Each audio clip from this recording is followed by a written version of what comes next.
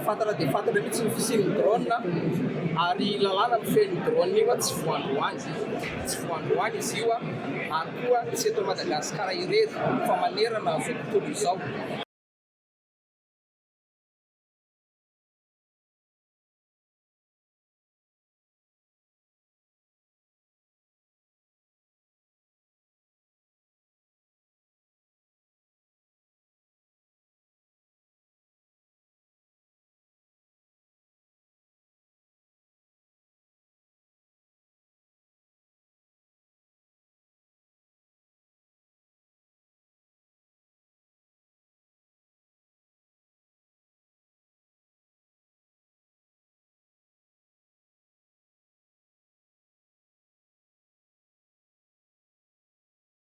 Na izany na tsy izany a efa niezaka moa ny amin'ny lafiny ara-teknika fa azo atao dia azo atao tokoa hoe en ligne ny magataka fahazon-dalana mahakasika an'ireny zavatra ireny.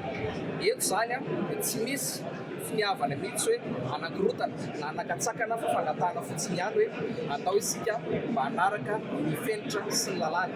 Raha tsy misy ny olana dia milamina ilay izy, fa raha sanatrin'izany misy olana mitranga dia tompona raikitra voalohany a ny aviation civile de Madagascar. Mazava tsara zany fa convention, règlement ary ny kôdy no mamaritra ny fitaterana anabakabaka sivily eto amin'ny taniny République de Madagascar. Convention voalohany dia ny convention de Chicago voalaza teo. Ny kôdy dia ny code malagasy de l'aviation civile na ny CEMAC ohatry ny code de la route zany izy io ity amin'ny fitaterana an-tanety. Ary ny farany dia ny règlement na ny RAM zany règlement aéronautique de Madagascar.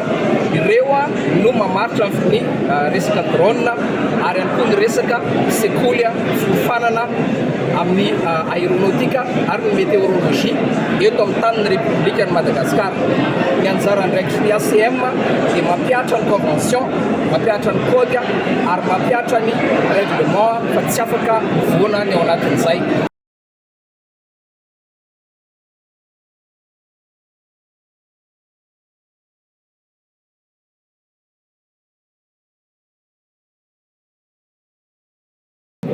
Marina fa apakabaka io iraisan'ny tsirairay avy iraisan'ny vahoaka malagasy rehetra fa tsy maintsy misy ny fenitra arahany satria efa mivoatra dia mivoatra ny lafiny ara-teknôlôjia ary ny drone amin'izao fotoana izao dia misy izy ireo efa afaka mandeha lavitra dia lavitra, misy izy ireo tena efa avolenta be. Ka izay zany ilay izy hoe aleo tsika milamina fotsiny tsy mikorotana fa arahina fotsiny ny lalàna ny fiazay. Dia isy ihany koa zany ny torolalana, misy ny karazana hoe torohevitra, misy ny karazana fampianarana izay efa izany aviation civile de Madagascar izy io ho alefa tsikelikely amin'ny haino amadera-panjakana ary ihany koa eny amin'ny tambazotra sosialy tokoa.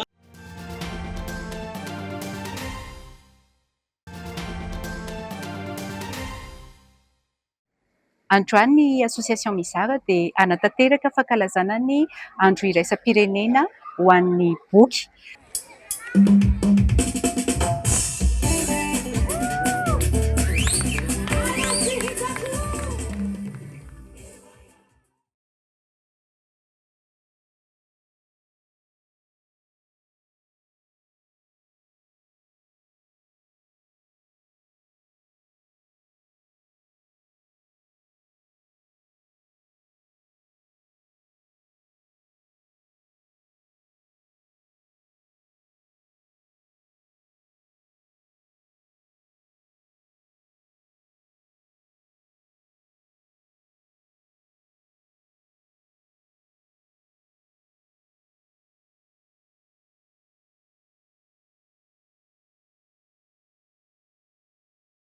Miaraka amin'ny ankizy kely ny eto amin'ny EPP Ambodifasina izahay amin'izao fotoana izao, hisy ny fanentanana maro samihafa toy ny kilalao, dia ary indrindra indrindra ny famakiana boky, fifaninanana mamaky.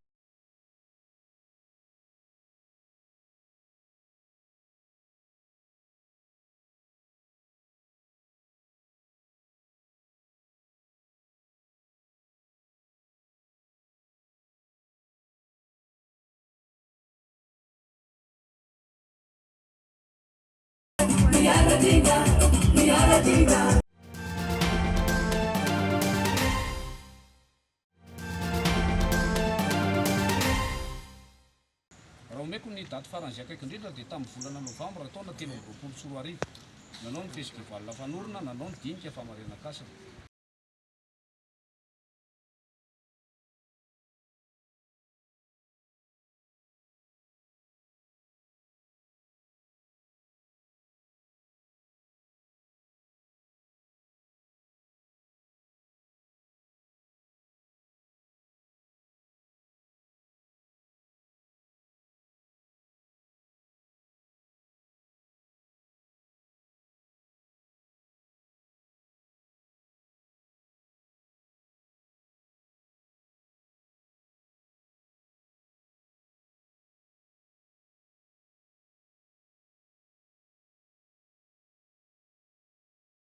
Ohatrohatran'izay zany raha ny tantara fohifohy mahakasika ny rovana Manitra Atsimo.